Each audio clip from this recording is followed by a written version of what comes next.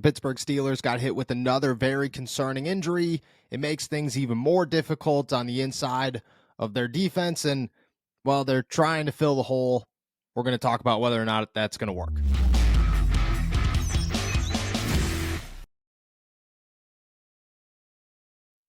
What's going on, everybody? I'm Noah Strackbein. Thank you for jumping on to Steelers to Go, your daily to-go cup of Pittsburgh Steelers news and analysis. Find us on youtube.com/allsteelerstalkers. Subscribe anywhere you get your podcast. The Pittsburgh Steelers, they lose inside linebacker Elandon Roberts for Week 17 against the Seattle Seahawks after suffering a pectoral injury in Week 16 against the Cincinnati Bengals. They are now out their three starting inside linebackers in Roberts, Quan Alexander, who suffered an Achilles injury way back, and Cole Holcomb, who suffered a knee injury and is also on injured reserve. They are down to scraps and depth pieces, but they're making some effort to try and fill those holes with some veterans.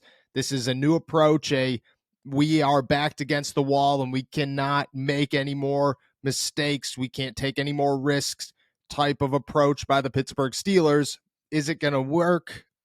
I think we'll find out. I think there's some positive here despite the injury. With a pectoral injury, usually that means season ending. If I had to guess, it was a tear, and most times that means that you are out, if not most of the season, the entire season. TJ Watt is a very rare case where he was able to return before the end of the year, missing, I believe, 7 games 2 years ago. Tough spot to be, but if you're the Pittsburgh Steelers, way better than a complete tear that shuts you down for the entire season, which is where I believe Elandon Roberts sits. Not a complete tear, maybe just a strain, who knows. Not putting him on IR at this point in the year, very significant. It might not mean that he's going to return by the end of the regular season, but reports claim that the window is certainly open for Week 18 against the Baltimore Ravens. Massive news for the Steelers. If you only have to get through 1 week and are still backed up against the wall and trying to get into the playoffs and doing everything you possibly can to keep this group together, not losing Elandon Roberts for the rest of the year is as significant and as optimistic as you could possibly be right now. It could have got really, really bad for the Pittsburgh Steelers, but they still have to come up with replacements in Week 17 against the Seahawks. So how will they go about that? I think it's very simple and laid out right now. Michael Walker will continue to start, but next to Myles Jack this week, a practice squad guy, a guy that was retired a couple of weeks ago, a guy that Mike Tomlin loved last season, a football guy, a football lover at all times. Myles Jack is a dude who I really do believe that the groin injury last year hindered him a ton and put a big damper on his performance, especially late in the season, which is why you saw Mark Robinson and Robert Spillane starting over him and Devin Bush. This year, I think he's healthy. I don't know how good of shape he is in, and that is going to play a role in his availability these next 2 weeks, because once you get off the couch and start moving, awesome. Once you're back in football shape, awesome. You didn't have 16 weeks to prepare for Week 17. You are walking in here, Game 2, backs against the wall. You have limited depth behind you.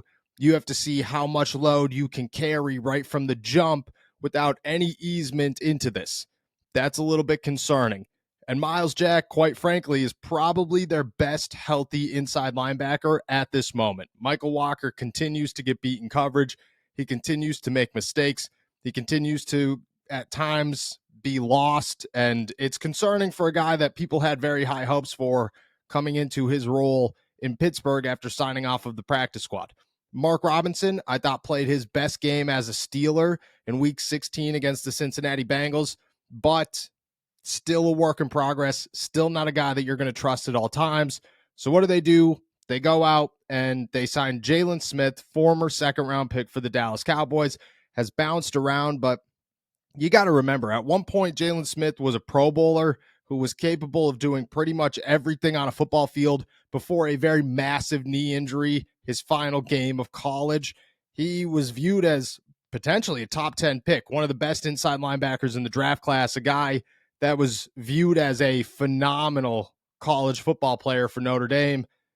That injury set him back. He maybe was never the same. Who knows? Still, he fell off towards the end of his time in Dallas, being benched for Micah Parsons and Keanu Neal. Eventually, a contract dispute kind of ended things in Dallas. He hit free agency. He's bounced around pretty much everywhere since, spending time in Green Bay, New York, New Orleans, and this season, Las Vegas with the Raiders. He'll join the Pittsburgh Steelers practice squad. They're going to see how quickly they could ramp him up and get him accustomed to the defense and see if he's available. Maybe not this week, maybe next week. How quickly they could get him on the field, who knows? It's a veteran. It's an option. I kind of like the option. I think it's just as good as the options that they have already on the roster. Blake Martinez is going to get a shot this week as well, but he concerns me because he didn't really do much last week, and he's a guy that was removed from football, came back from football. I think at one point in his career had a ton of potential. How much of that potential is still left, who knows? And that the fact that the Steelers have kept him inactive, a healthy scratch on game days outside of 1 week, doesn't really give you the highest confidence that he is ready to contribute in a significant way to the Pittsburgh Steelers defense. Concerning times, obviously, major injury. That being said, when it comes to the communication standpoint, which is the biggest factor here, the most alarming thing that the Pittsburgh Steelers need on defense, especially going to Seattle with the 12th man and how loud that stadium is, you want communication. Minkah Fitzpatrick will return to practice this week. He will be questionable. He will be limited.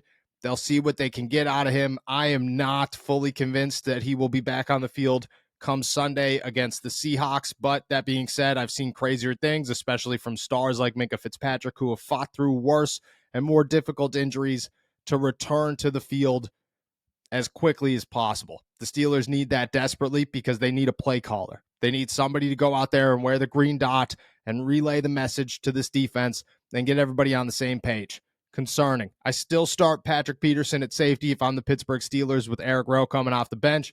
I think that worked so well. I thought Patrick Peterson played a phenomenal game at safety and looked, I don't want to say more natural because he's still got a lot left in the tank at corner, but he looked like a guy who is at the end of his career, who is a veteran, who is as smart as it comes when it comes to playing defensive back in the NFL and understanding the NFL game.